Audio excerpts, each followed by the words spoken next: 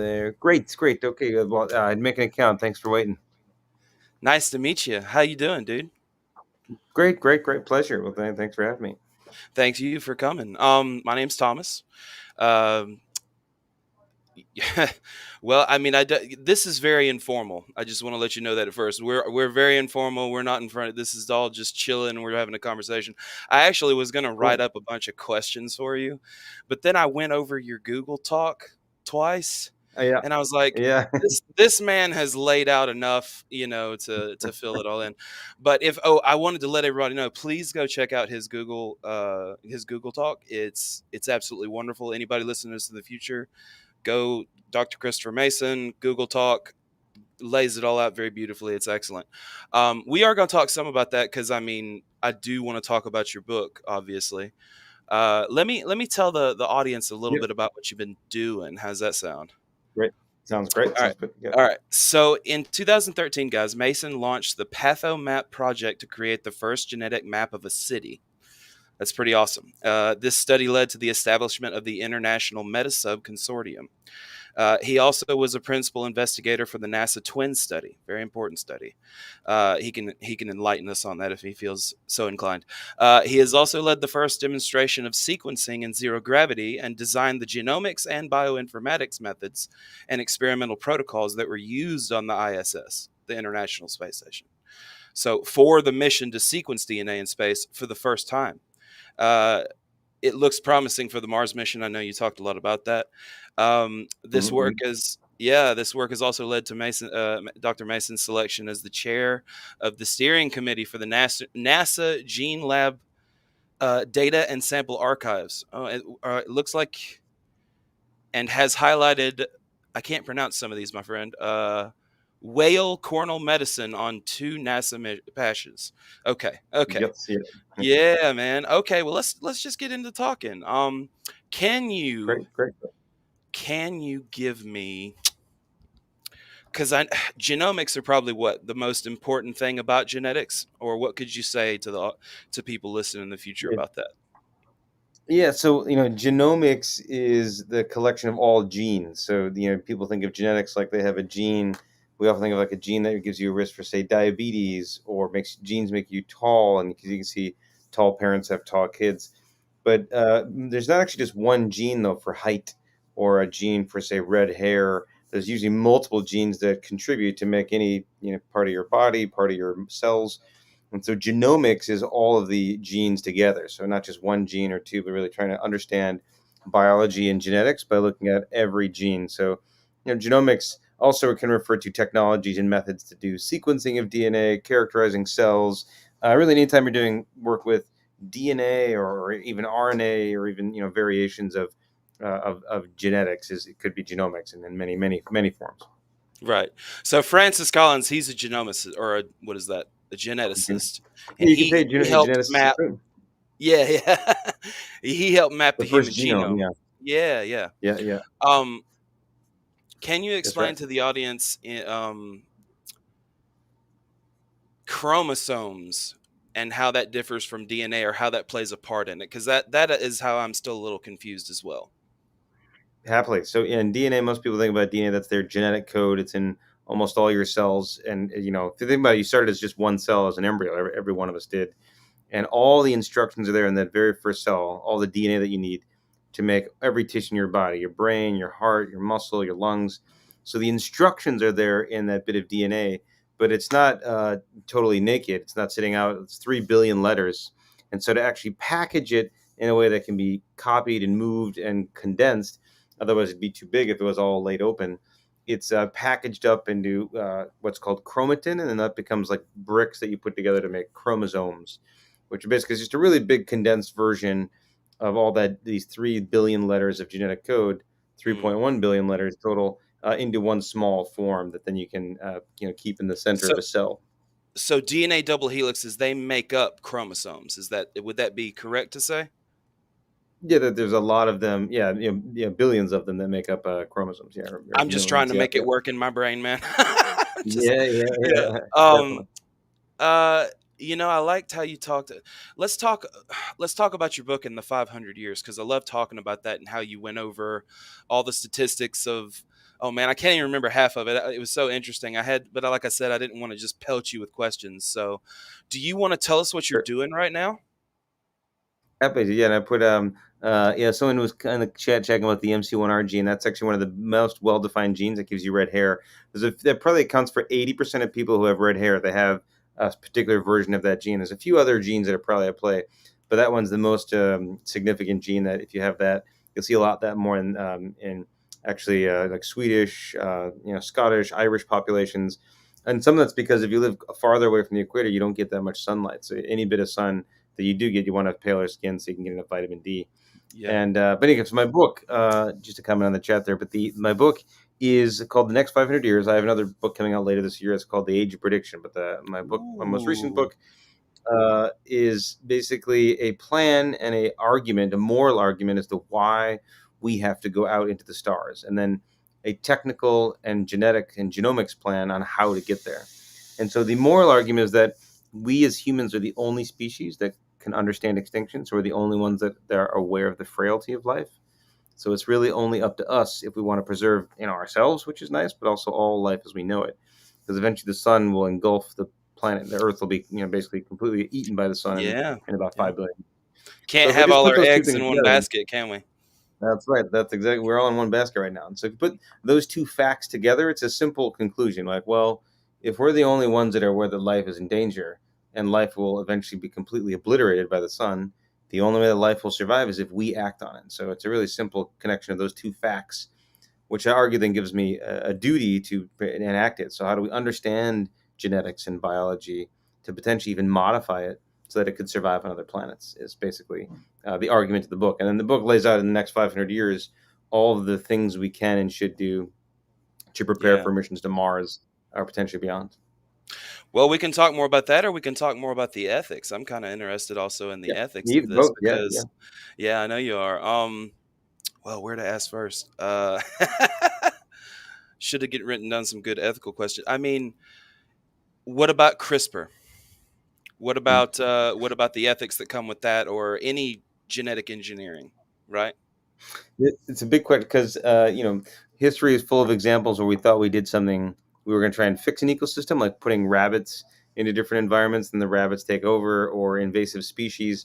So CRISPR is a precise method for something that we've been doing imperfectly for a long time. So I think we know we can screw things up, right? So CRISPR, you could say, well, I'm going to edit the piece of DNA. CRISPR, for those of you who don't know, it's Yeah. clustered, regularly interspersed short palindromic repeats. Basically, it's a long term that just means it's kind of a bit of a scissors that can go and cut DNA and swap out pieces of DNA. And so it's basically a way you can edit genetics and play with them. And the danger, though, is what if you don't do what you think you're doing? You modify one gene, but it changes something else as well.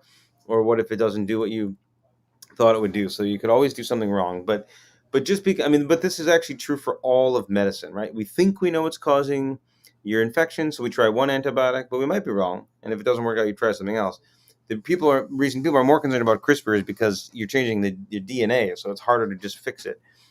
What's important though, there's different kinds of CRISPR that have been deployed in the past 20 years, and some of them are just like cut DNA and they break it. Others are what's called prime editing, where they only change. DNA is double stranded, so you have two strands like a ladder, and one of them you can actually just take out one part of it, change it, and then put it back. What's called prime editing, and it's much more gentle, if you will. There's also variations of CRISPR where instead of modifying DNA, you just change whether a gene is turned on or turned off, kind of like flipping on a light switch. So Oh, okay. So what would that part give us technically in the let's extrapolate on this and have a theoretical conversation. What could we gain from that type of CRISPR? what's cool is then you can, if you want to turn genes on just for like the weekend, like let's say you're going to the mountains and you want to turn on genes for hemoglobin or carry more oxygen in your blood, you could just do it for the weekend. So instead of taking a drug to change some of your blood chemistry, you could change your genes basically. And so that's Wow. what you can do is the chemistry for it is often it's called methylation, which is just a small group. So someone just posted that in the chat. Is a way you can epigenetically control whether something's turned on or turned off, and that Okay. is because you're changing the chromosome and the way it's structured. So those are all things that are called epigenetic, meaning on top of genetics. So you I was don't about to change the ask, could DNA. you? Could you explain epigenetics for us, please? Sure. The best you can, because I'm a dummy when it comes to this stuff, man.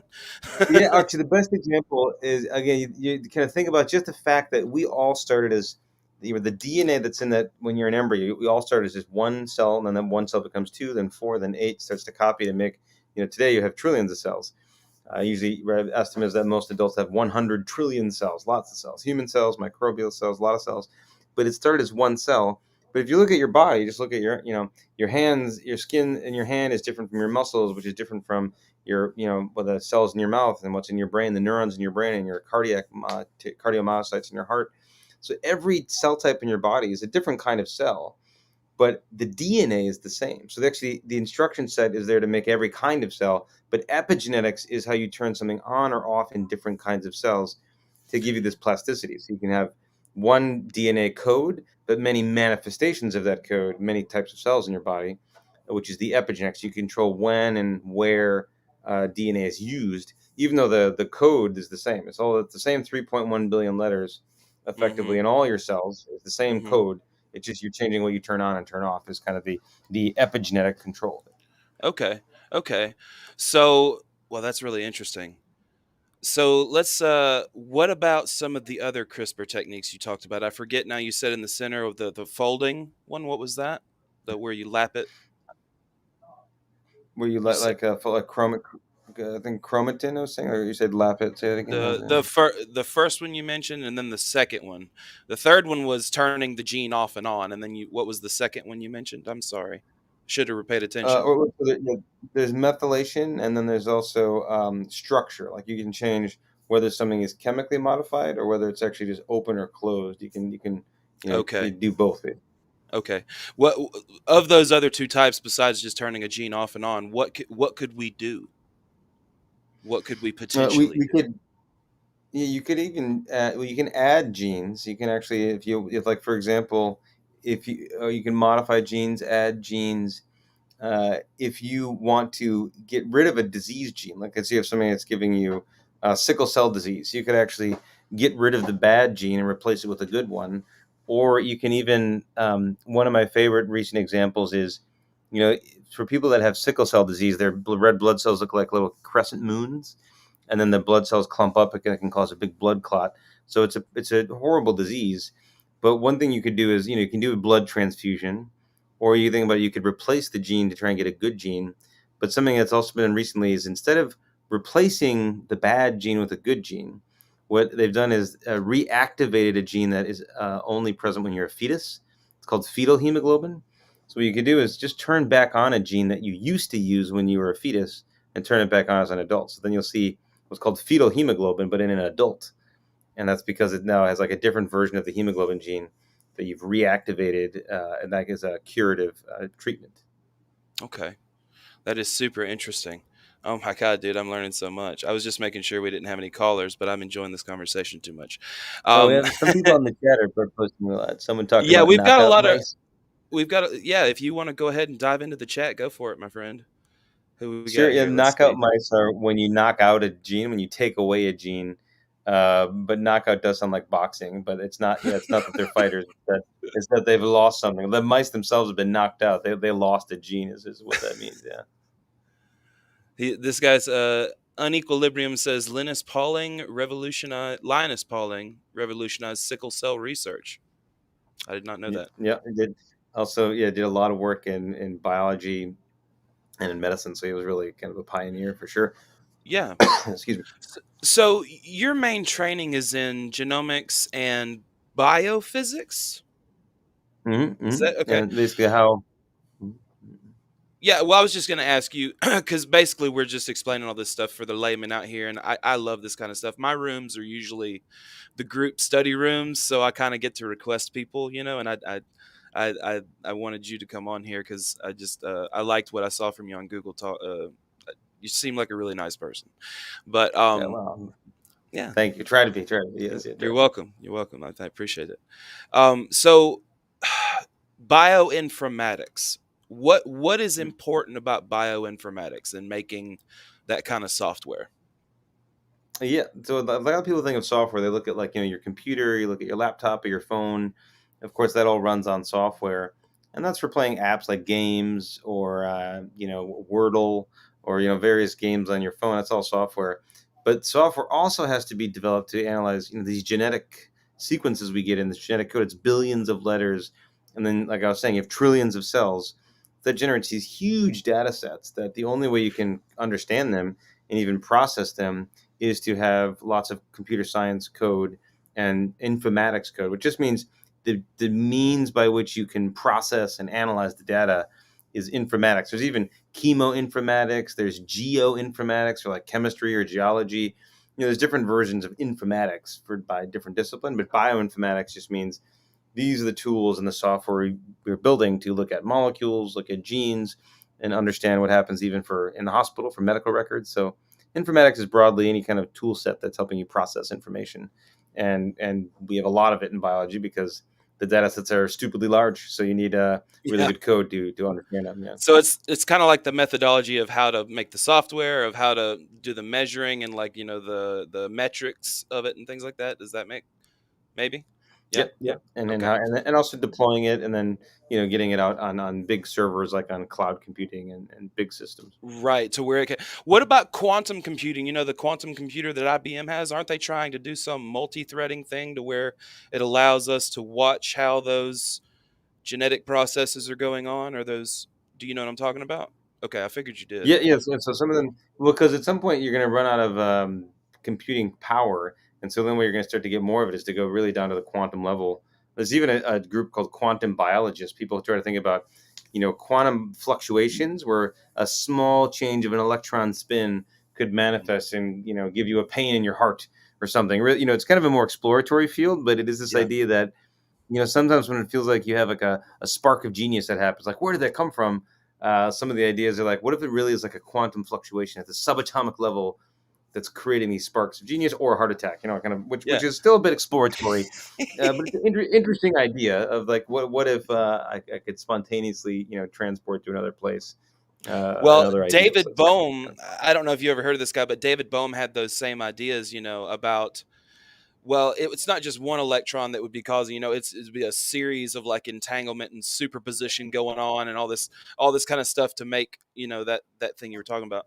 But yep. yeah, so if we get quantum computing, smaller than a car, and we don't have to lower it to almost absolute zero to get it to work, do you see a future in being able to use that to And the process? lowering temps, that's one of the biggest challenges. Yeah, like getting liquid nitrogen, which is at like minus 300 degrees, and Hmm. yeah, so that is one of the challenges. But it's like a lot like fusion is just reached the what's called the ignition point where you start to get a little bit more energy out than when you put in, Yeah, and not the whole I think system though, sadly. and no, it's not. Yeah, so it's still a ways to go. Yeah, Yes, you've been following it too, so yeah, it's exciting, right? But it's going to take some work and development and optimization to make it so it's yeah. really ready for prime time. We want that magnetic containment fusion. We don't want the Yep, that's it. inertial containment fusion. That's right. Yes, yeah, the So tomahawk ones, yeah. if the whole system is using way more energy to put the laser in, you're like, okay, well, we got more out of that small piece of the system, but the whole system is still, is still taking up all this energy, and we don't, we're just not there yet, not yet. But I have Yep. hope for the future. I'm like a futurist in a way. I love future studies. I'm not I'm an full in on optimist. Yeah, transhumanism, but I still think it's awesome to think about yeah. I transhumanism and CRISPR and all that stuff. Yeah, go ahead. modifications. I actually think even though I just wrote a book about the next 500 years, I don't consider myself a futurist, nor necessarily a transhumanist. I actually think I just think I'm an empiricist. I think these are rational projections of what's likely to occur. A future, I just don't know what a futurist is. I mean, obviously, someone who thinks about the future or wants to live in the future. Yeah, But I'd rather say I'm just an empiricist who has a decent guess as to what's likely, and then wants to. But the best thing to do is to actually create it. If you want, the best way to create the world you envision is to make it, right? So I think that's oh, that's what I prefer to spend time on rather than just hoping for exactly, something. But exactly. I feel the same way. Um, well, I was gonna say something, but it left me. Anyway, so the quantum computing thing. Let's go on past that. Let's go to what what were the challenges? And I saw in the video what the challenges were to get this genetic sequencing on the ISS. What were the that serious was one of challenges? Yeah, that was a hard mission because the device itself was had to be flight approved, meaning if you want to fly anything in space, you have to do at least three things. You have to see what happens when it explodes, what happens when it gets caught on fire, and when you just smash it to pieces, are there components on the inside that are dangerous, like mercury or glass shards? So you have to really have what's called destructive testing approval. So that was the first thing. We just had to explode things and make sure they didn't explode in an extra dangerous way. Yeah. But to be fair, that was kind of the fun part. But the and then we had to actually make sure that the chemistry worked. That we actually do, the molecular biology work where you have enzymes, small molecules working, that they would work in zero gravity, and then we also had to get the protocol working and train the astronauts on how to actually run the experiment. Now the advantage we had is that Kate Rubins was the one who went up for that mission, and she was a trained virologist, so she had already been in the lab. She had her own lab at one point, so it couldn't have been a better time to have her be the one that was going up to the space station. Nice. So it took a lot of training, logistics, some hardware, and then also the informatics, the bioinformatics. We had to actually process the data on the space station, and also had to develop that for the first time. So it definitely was a lot of logistics and work to get it ready, but it worked. Now it's been up there ever since. So now it's a piece of the space station. So if you want to do some Yeah. DNA sequencing up there, it's possible. It's part of the standard. It's kind of like making a phone call up there. It's just part of the standard package. It's the same thing now as like going to the bathroom or whatever else they can sequence up there, huh? Yep, it's just up there.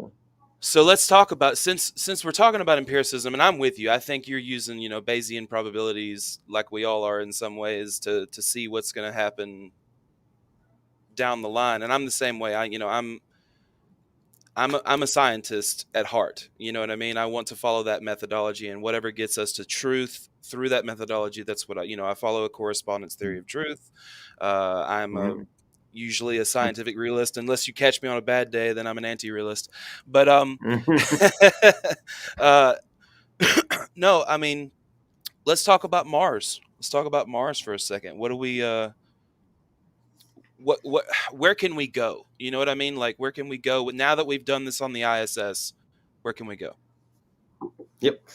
What's exciting, I think, is now Mars isn't the best planet. It's obviously 1% atmosphere. It's very cold, a lot of dust.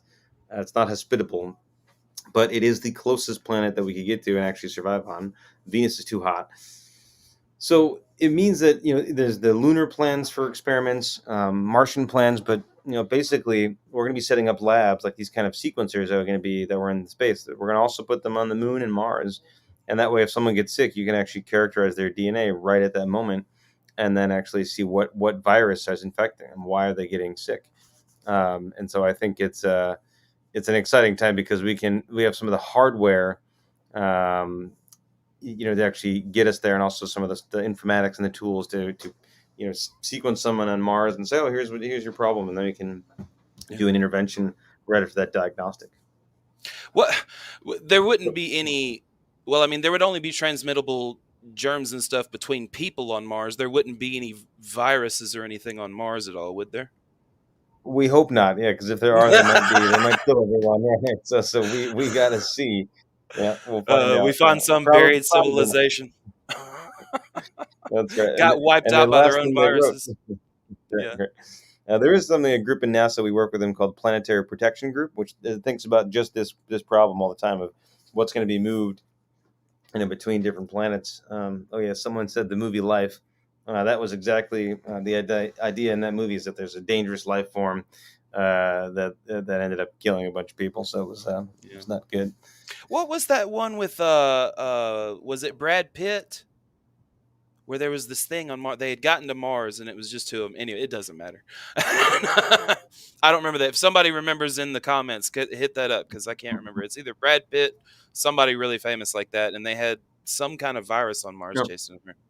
Anyway, so can we go over a little bit more of your 500 year? I didn't. I know it's a lot of stats, and for the audience, guys, please go watch his Google Talk, because it really covers all of this in a lot more strategic and academic and rigorous way than what I can cover it here. And I'm not the expert to be talking to my friend here.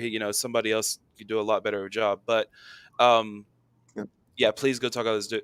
So let's get into it. The 500 year thing. Let's. Mhm. Let's go. Yeah. So the first interesting. It started in 2010 when I first laid out the plan, and it was the idea that we just began to understand genomics. Basically, we barely knew we had the first human genome, which is that 3 billion letter genetic code. We just had the very first one that we understood, but everyone's code is a little bit unique, right? So we're still finding out how many genes are in the genome, how does it work in different cells, how does it get regulated. So that was still being discovered. So I said at the time that we still have a good 10 years of pure discovery just about the human genome because we don't even know what every base does. 3 billion letters, we know what maybe 2 or 3% of them actually do. So we had to figure out what is all that DNA doing? Where does it function? So that was, I said that should take at least 10 more years. And we're now, 13 years past that point, and we're still doing that work. So that's getting in now. We're in the second phase of the plan. That will continue. That basically will be, a continued profiling of cells and genomes and using informatics tools to understand the body and what happens when you take a drug and what happens when you get sick. And then we're at the beginning stage, though, of synthetic biology, which is, for those who don't know, it's when you start to merge different pieces of organisms together or even make entirely new kinds of life, because the different kinds of life that doesn't exist at all, and because you can synthesize different kinds of biology. The same way you think of synthetic chemistry is when you merge molecules, or even just a synthesis of ideas. You put two things together that weren't there together. You synthesize them. So you can do the same thing with biology. You can modify it. You can have fruit flies taste like bananas. You can have oranges that glow when they get low on water. You can make all these kind of interesting changes to biology. And I say phase two is the very early stage, but then once we get to phase three, we start to protect the DNA of humans and put them into space and see how well we can actually, instead of just doing physical protection against radiation, we could do it from the inside, like have every cell activate genes when it sees a danger potentially. And so that I think at that point we'll start to do those trials, and then start to put people into space. Phase four, this 500 planet gets more into the next 30 or 40 years past now, where we start to actually have people get on Mars, start to actually live there, and maybe even be born there after, say, 50, 60 years.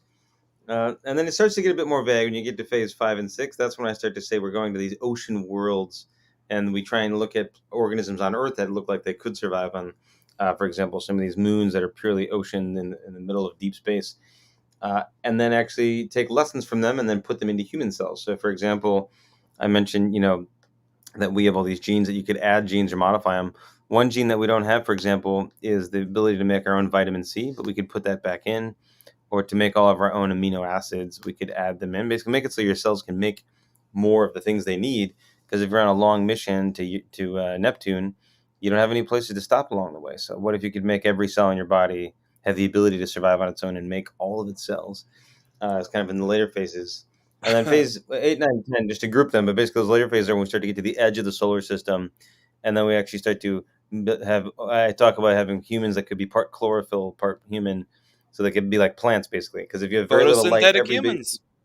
every photon you get could be energy. So I talk about that. So it does get a bit more exploratory towards the end of the book of like, but I do the math on, well, how much skin would you need and what would that look like? So I did the math on that in the book. It was kind of fun. But it gets more exploratory. But by the end of the book, by the end of phase 9, getting into phase 10, is when we say, okay, after 500 years, we should know enough to be able to put people on one spacecraft that could go towards another star. And I lay out all the different stars that we know about that we could send people to that we could, in theory, survive today because it might be liquid water, it might be warm enough, not too cold. But then, I say this is something we need what's called a generation ship, where multiple generations live Mm, and die on the same spacecraft on their way mm-hmm, to another star, which is a mm-hmm. big ethical question too. Like, what if you're on let's say it takes 10 generations to get there, and you wake up and you're generation 5 and you're stuck on the spacecraft, and you think, Yeah. well, I'm stuck here, I have nowhere to go. Is it ethical for us to sort of imprison multiple generations on a small spacecraft on their way towards another Yeah, star you would that be may or may focusing you would I'm sorry. You would be that focusing may or may not them. Yeah, exactly. yeah, Go ahead. I'm they may sorry not about survive, that. right? Yeah, they Yeah, may no, not, that's exactly it. or they may hate it. They may be like, "Hey, look, you Yeah, have this Telos end goal for me to settle this M class planet or this Goldilocks zone planet, exoplanet, but I don't want to." you like, know? what if they change their minds? We'd probably have to send multiple ships because I argue that some of them might mutiny. They'd be like, "Well, to hell with this. I'm gonna go somewhere else," or they might, self destruct, or who knows. So, Yeah. but I take some solace in the fact that you think of like the ships that would leave from Portugal or Spain in the 1400s. they were they went on a very small craft, and like, a lot of them died, right? They went and they were never heard from again. And they there is something that's very strong about the spirit of human, really just exploration. We want to go explore, we want to discover, and that's just native to humans. But then if you add on that, what I argued in the beginning is that this is actually a duty that we have to understand the universe, to serve as shepherds and guardians of life. That is something that we not only could do but should be doing. So that's the case I make in the book. I agree. I agree that it's an ought and a should, that we should spread well-being to as many creatures and thinking agents as we can, and Mm-hmm. that all of that implies getting our eggs out of one basket and finding a way to survive in space and getting to Mars, getting to all these exoplanets. I like the statistics you brought up about the exoplanets. We didn't know crap about them in what, 1990, and now we've got, Yeah, first thousands of them. We got about almost 6,000 now yeah, exoplanets, which is a planet found around another star. Of those, about 400 of them are in the potentially habitable zone, meaning they might have liquid water, and they could potentially survive. Now, probably not guaranteed because you don't know what the atmosphere is going to look like, but it makes it so it's. I mean, but there used to be zero, right? There were zero exoplanets, and there were none known that would be potentially habitable. But now we have a short list of great candidates that are not that far away. yeah. Do you think like silicate life or things like that would be invisible to us, or not? We wouldn't be able to tell that it's life. We could look for it. So Sarah Seeger, someone at MIT, she does something called biosignature search, which is if you look at the atmosphere of different planets around the universe, can you guess as to whether or not life is there? For example, oxygen usually degrades quickly, so it's usually only there if something's making it, but not always. And so I think there is an ongoing question of like even ourselves, like what if someone looked at Earth's atmosphere from 200 million miles away? Would they know that there's life on Earth? Not necessarily, right? It depends on what they're looking at. So we may not even be able to recognize ourselves depending on how it's actually it's done. No. I watched a video on this, how they see it, like they use the telescopes and stuff to see like what light shines through these planets, right? And then it's like the color of the light that comes through, that they can see the makeup of the atmosphere. Is that similar to what you've read as well? Yeah. Yeah, Okay. exactly. So Just, because yeah, exactly. There's every atom that's there has this particular frequency and spectra that it emits when it gets excited. So it kind of defines yeah, what you'll see. exactly. So I'm sure you got to talk a lot about that while you were dealing with all the NASA. Are you doing work with NASA right now? Are you focusing on your next book? What are you doing? Yeah, both. Yeah, so I have a new book coming out in August. It's called The Age of Prediction, which is about. Here, I'll put it in the chat box here so people can see. Please do. Uh, I don't want you to give anything away because I'd like to read it, but I mean, if you want to share any of it, go ahead. yeah, well, I actually think the one thing I might do. Let me just put this here. I'll copy this and put it in the chat box. Please Um, do. is I talk a lot about how AI is infused, almost every part of our lives and our society, and I think that's probably not surprising to anybody. That's here. Let's see. I don't know if that link quite worked here. Let me put it in the chat box here, but it's Uh, let's see. let's do this. Hold on. I'm gonna put this in there. It That went might to the work there. main page. Let's see. So, I talk about how there's predictive methods in medicine, um, Yep. and how in the surgical room you can predict what's the likelihood of someone crashing during surgery. You can predict which drug to give based on the sequence of a microbe. You can give someone the best cancer therapy based on predicting their DNA versus the drugs that are available. Um, and that's just in medicine. But if you look at what's present in self-driving cars, or look at airplanes that can fly themselves, or warfare Yeah. with drones, autonomous drones fighting each other. AI and predictive methods are really defining really almost our whole lives. Uh, Yeah. and so along the way, I talk about AI, and so there's different kinds of AI, right? There's the basic kind, which just does program yes, Hmm. no, and responds. Strong and weak, Basically, all that stuff. Yeah. strong and weak. Yeah, and that's what Elon Musk is scared about. A strong AI that's Yeah. self-aware that could maybe AGI. kill us all, like the Yeah. Terminator movies, things like that, Matrix. Yeah. Yeah.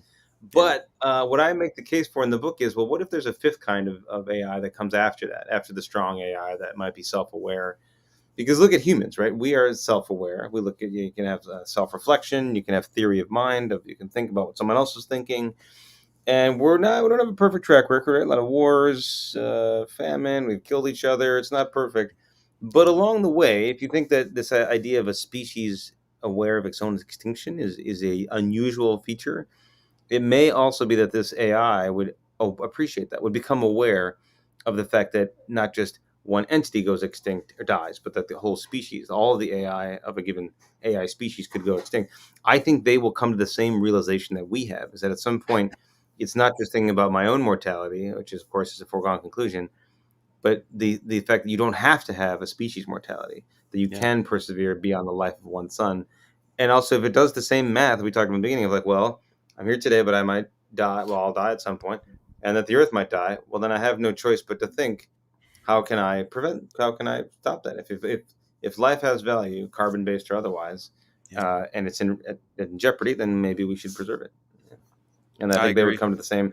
It would be the fifth kind of AI, like a self-aware, a Hmm. species-aware, really, of awareness of all life, not just of its own simple mortality.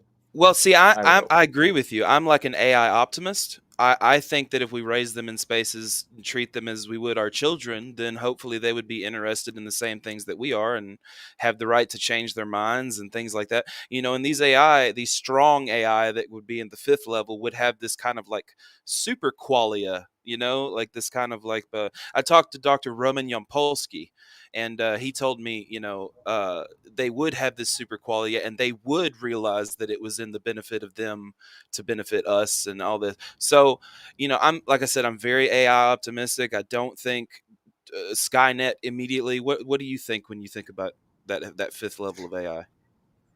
Yeah, I think it will be. I don't think it'll be Skynet. I think it'll be like humans. There might be some, because it's also, to think that the AI would become a monolith is probably a fallacy, right? So humans are not all of one kind. So there'll probably be different flavors of AI, where some are maybe more aggressive, some are more Mhm. peaceful. They might fight amongst themselves, right? So I think this presumption that we would be the largest perceived risk is probably not true. If there's any other sort of platform, we would probably just be, none of us are concerned about cockroaches taking over the world. They're a nuisance, but no one has views them as an existential threat. Same with almost any other species on the planet. Yeah. We do, sometimes manage them, control them. Sometimes, of course, had an awful track record. Sometimes kill them all. But like the dodo, right? Yeah, like the But dodo. but we now know that. I think what's interesting is, 100 years ago, there were no globally connected infrastructure or information systems. Like we didn't have the tools to map global problems. So we couldn't, of course, solve a problem we couldn't even see. But now, I think we actually couldn't until the 60s and 70s. Like we solved the ozone layer in the South Pole. But until we could see it and communicate it at a global level, we couldn't address a global problem. So I give ourselves a little bit of credit, because when the dodos were killed out, there's no way to track how many dodos were left except by word of mouth, right? 100 years ago. Hmm. So I think that means we've just now got to the point where we can have these global goals, global challenges, and address them with a global effort. I like that. So I think it's good. I think it is. I have more questions, of course, but we've got a friend of ours on here named Gator. He's a very smart man. He is a good skeptic, so hopefully he's got some good questions for you. Love Gator, skeptics. you It's are. good. Yeah, I love skepticism. A healthy skepticism. Gator, you're on with us, brother. How are you?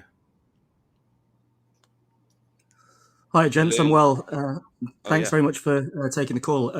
Hi, Professor Mason. Pleasure to speak to you. Pleasure.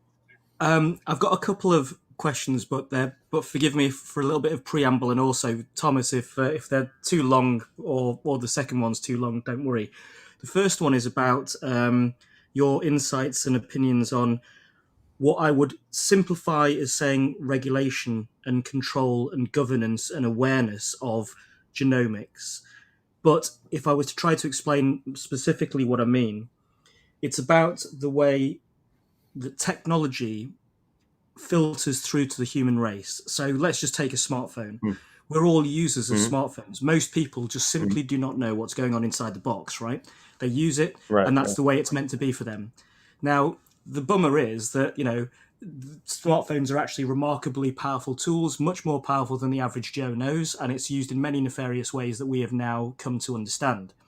And so, Sort of. Yeah. in Understand. fact, yeah, and one way one could look at these devices combined with the internet, combined with faceless people sitting behind that, is that actually we're now becoming controlled by our technology in many ways. One argument about why to ban TikTok kind of goes down this road. Um, who is it? Tristan Harris sort of makes the observation that we're at this technological inflection point in humanity where we are essentially children in a sandpit who are wielding the power of demigods, and yet we aren't really fully able to responsibly wield that power. Now, to bring this to genomics, I'm wondering what your thoughts are, because on the way that the average human and the majority of the human race who have no real appreciation or understanding of genomic technology and therefore are forced to trust the regulatory constructs, which are varied and poorly established in a lot of aspects of genetics, um, then end up ultimately becoming subservient users of the technology, where it really Hmm. only a very small number of people have been responsibly involved in development, control, regulation, deployment. And one of the, I Yeah. don't think this is controversial to say. So, and the reason why I'll go to this level of detail is the example of SARS-CoV-2. It's now Hmm. the GP160 AIDS insert, the furin cleavage site, and 12 sequence nucleotide, which is multi-trillion, one in trillions in likelihood of being naturally developed or mutated from the bat pangolin story, which has never been proven, basically puts us down the road of this is EcoHealth Alliance, DARPA related, diffuse, NIH funded genetic engineering, irrespective of how or why it may have entered the global Yeah. circulation. All of these things get us into a question of regulation, control, and responsible development and deployment of genomic technology. How do Okay. what's your general feeling about this kind of stuff? Yeah. Let's get Mason, Dr. Mason here. Yeah, yeah, sure, sure. So, yeah, this is a big. I've done a lot of work on the diagnostics for COVID. Done a lot of work here at the hospital. It's right across the street from me. When the first patients came through, it's been a saga, no doubt, to get through this. But there are, there are. I mean, so there's coronaviruses, which are sarbecoviruses, but there's also, there are other furin cleavage sites that can be found in kind of related species, like embicoviruses, which is a different kind of coronavirus, that do have. So it's not like it never occurs in other viruses, and some of them are related. But it is this question of, how did it get there? I mean, so it definitely does exist in other kinds of viruses, multiple kinds actually. But what we do know is that from the description of the grants funded, it was their goal was to add the furin cleavage site, right, to coronavirus. So it wasn't, it was definitely part of the goals of what was some funded research. And so I think and it's actually a very solvable problem. If we went into the freezers in the Wuhan Institute of Virology and sequenced every virus and just said, here's the sequences, I could tell you in 10 minutes whether or not it was there or not. Now, you could say, well, maybe they don't grab all the samples, they wouldn't do it. So some people will never be satisfied. But what I think is frustrating is, this is a very solvable problem, is to say, was this being, was it in those labs? You could sequence. I mean, we sequence viruses every day, and we can compare. I can tell you exactly who you got a virus from by sequencing the virus from one person, which would be genetically identical if you just got it from that person, or it may have only one small change. But we can tell how long a virus has been moving between people because it keeps mutating, right? So it's very easy to tell if it was there and then how long it's been there. But we just don't have the data. So and they didn't really collaborate or contribute to the data. But that's besides the point. I think, I think it could. I still haven't been convinced either way. I think because we don't have the data to make the full decision. It could have been engineered. I guess we know it's possible to be done. It could have been. There's other viruses that can and do have the furin cleavage sites. Again, there's hibikoviruses, novacoviruses. Those are the ones found. It's only found in bats, but it does occur there. So this cleavage site can and does occur elsewhere in other viruses, but I think the bigger point you're making, though, which I think is the important one, is that the ability to do these modifications is unprecedented. Like we could have an academic debate all day long about who did what, and without the data, we don't know. But we can say, well, we know what can happen, though, is that it could be done today. Like there was a grant funded to look at this and to add furin cleavage sites and to increase pathogenicity with a goal to understand it and, in theory, prevent it. But I think we know that it is an unprecedented world, that this is not possible, that you can't quite do it all in your garage, but you can get, certainly close. And I think it means that every bit of sequence information needs to be monitored the same way we monitor credit cards, right? Like if suddenly something weird shows up in your credit card, you get a text message like in 5 seconds, right? It's because it's constantly being monitored. We know if something looks really unusual. The same thing is now happening with sequence information for any genetic sequence. Anytime you order something online, if it's too close to like an anthrax gene, it'll get flagged and say, would you tell us more about that order, please? So like it's getting to the point now where the companies doing the synthesis and creating the reagents are tracking it the same way we expect our credit card to be monitored for fraud. So I think that it's getting there, but it is a brave new world for sure. Thanks. What about if we just sort of take a step down this road where there's a tension between the knowledge, involvement, capability, and competence of a regulator versus any practitioner or corporation acting with high levels of funding, high levels of power, and degrees of opacity. So, for example, that can mean that I think it's fair to say all regulators are always behind every curve, particularly when it comes to technology, because the kind of the nature of creating regulation is loaded in Western culture to position them into, or essentially a corporation is seeking to fully capture regulation. Frankly, is in so many industries have proven this is proven, and so an example of something that I'm curious about what your take on is the leukemia gene therapy that was used to treat and actually cure an 11-year-old girl. Now, the funding for that was all public, but that treatment has been now taken up by, I think it's Moderna, but it may be another. I can't remember now. No, Novartis. And they are now charging 425,000 US for access to that treatment when they didn't even fund the development of it. It's actually publicly funded, which is basically a gamification of the entire corporate regulatory model, particularly when you look at funding sources. How do you feel about that kind of construct and that possibility? Because that is really, that's not well known, really, I don't think. Yeah, it's so I think these are great questions, and there's Peter Kolchinsky is an old friend. If you look at this book he published called The Great American Drug Deal, it goes into some of these exact questions of like, well, yeah, if we publicly fund something, why is it so expensive later? Now, sometimes it's because things do cost money. Engineered cell therapies, for example, some of the systems that we have here at the hospital, the system itself costs millions of dollars just to get. Each of the therapies require many, many rounds of passage and modification, which is itself is $50,000-$60,000 of just of supplies. So sometimes new things are expensive. But he makes the point in this book that there is a deal, if you will, between the public and the biopharma industrial complex, is that eventually things do go off patent and do come down in price. It takes longer than all of us would like, but he makes the case it's not as bad. I think the other thing that's at play, though, so there are costs. I'm saying that's one part. The second part, though, is there's a market and there is a for-profit system that is their number one goal is to maximize shareholder value. That is their fiduciary duty. They're not nonprofits, right? So we know like the cost of medicines in other countries is much lower and treatments. And so, once you get past the actual cost of something, which sometimes is high when it starts, there is a drive to make a lot of money, right? So that's a big it's a feature and a bug. It's like the feature of the system is we can rapidly iterate and get new therapies, but the bug is it's going to be expensive and it might stay expensive longer than it should.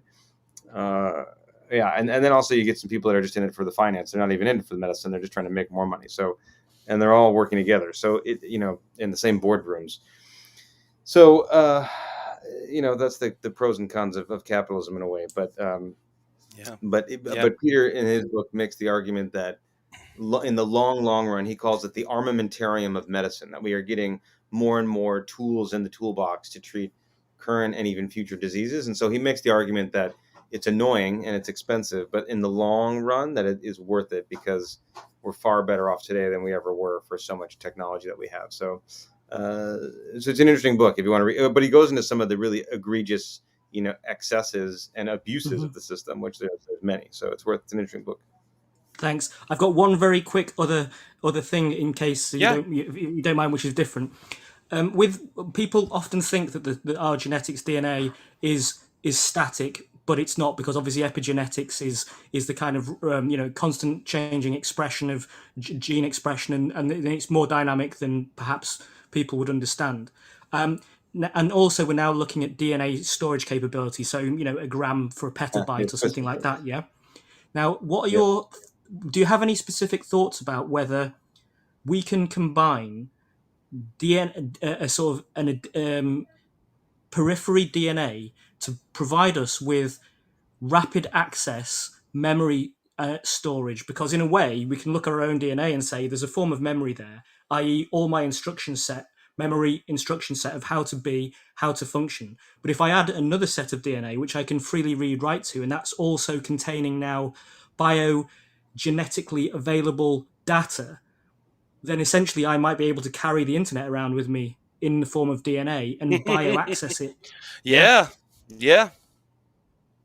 Yeah. Yeah, or even there's these storage containers that are what's called the ARC containers. I don't know if you've heard of these before, but there's very cool. They can actually store. There was the let's see. All these links, by the Oh, way, everybody, will be saved in the chat for future. So please check all the links if you're listening to this video in the future. They're all very important. I'm going to put it one other thing. So it can be stored in DNA. There is something called this like storage crystal that was sent. Remember when the Roadster it got what's called the ARC device. Hold on, I'll pull this up. I'll put the link here. Like a genetic arc? No, it's called the ARC Library, and it's a Okay. storage device that has a copy of basically everything in Wikipedia and most of human knowledge. When he threw it up there, now it's orbiting around Mars, like this totality of human information in a small storage disk. Oh. But you can do the same thing with DNA. So Twist Biosciences, among others, are companies building DNA storage. And in principle, like if you look at if you just look on your DNA in every one of your cells, it has all the information you need to make everything in your body, and it's only in one tiny cell, right? So that's the idea behind it. And yeah, it's early days, but we're getting to that point where DNA storage might be better than a lot of the magnetic tapes fail after 5, 10, 20 years. DNA is good for millions of years, right? So why not Yeah. use it? Yeah. And so it is coming. It's a very exciting field of DNA storage, definitely. Like genetic memory, right?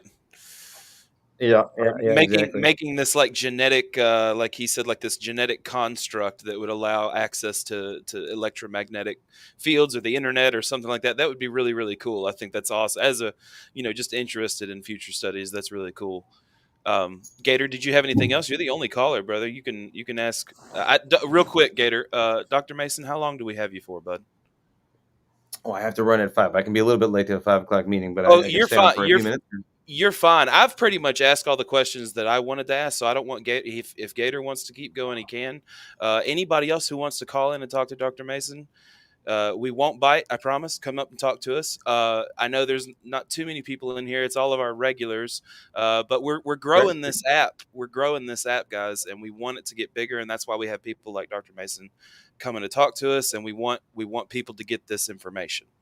So Yeah, I view it it's very much important. as a geneticist and a scientist. I feel like it's my job and my duty to get out there and tell people what's going on and but also so inform you, but then also get you excited about the cool technologies that are coming out. And it's my pleasure to come visit. So if any last question, happy to do one last question if you got one. Gator, throw a last question in there. Okay. If we look at how we're now at the stage of being able to correct the or change something genetic, like for example, the fixing leukemia in this young woman after birth.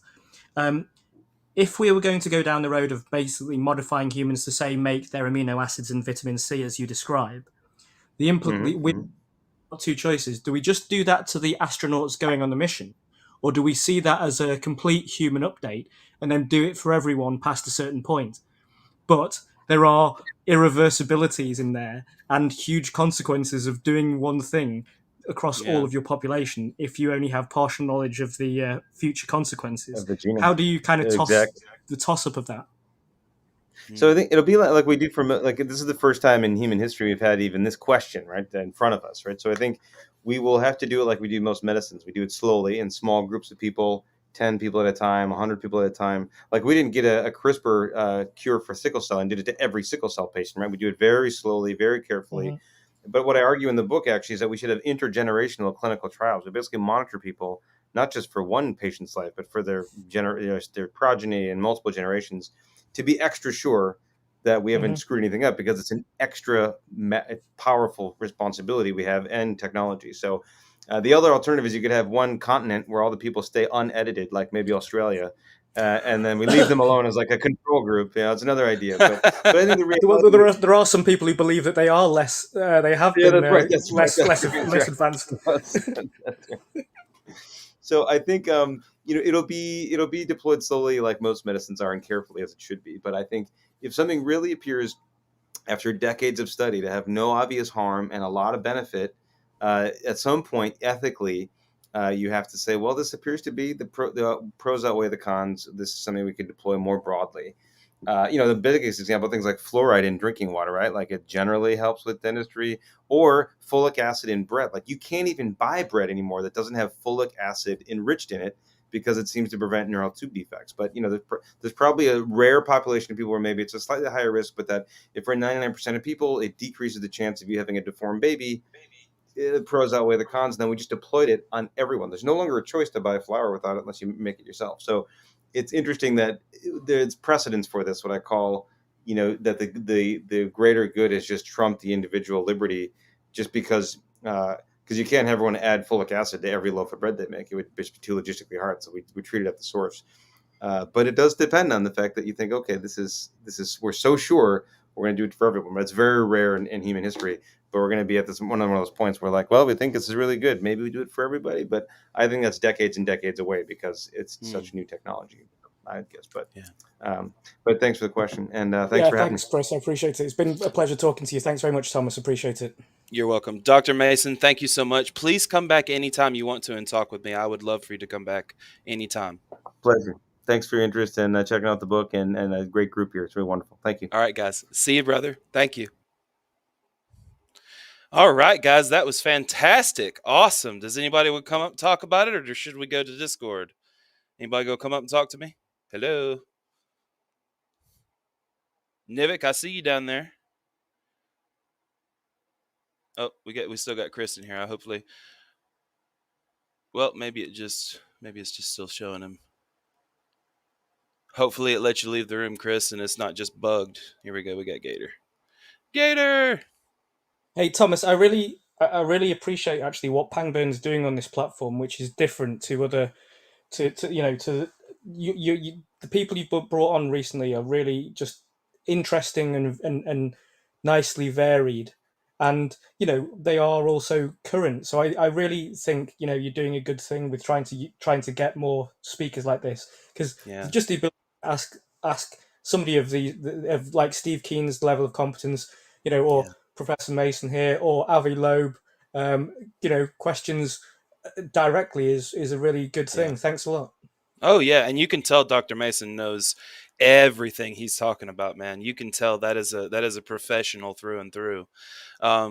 He keeps up with things in physics. You know what I mean? Every good scientist should be as interdisciplinary as they can be. And when I find that in someone, I respect the hell out of it. You don't find enough multifarious autodidacts, but Gator, man, you have such good questions, and I really appreciate you always coming on and throwing some good skeptical questions in there.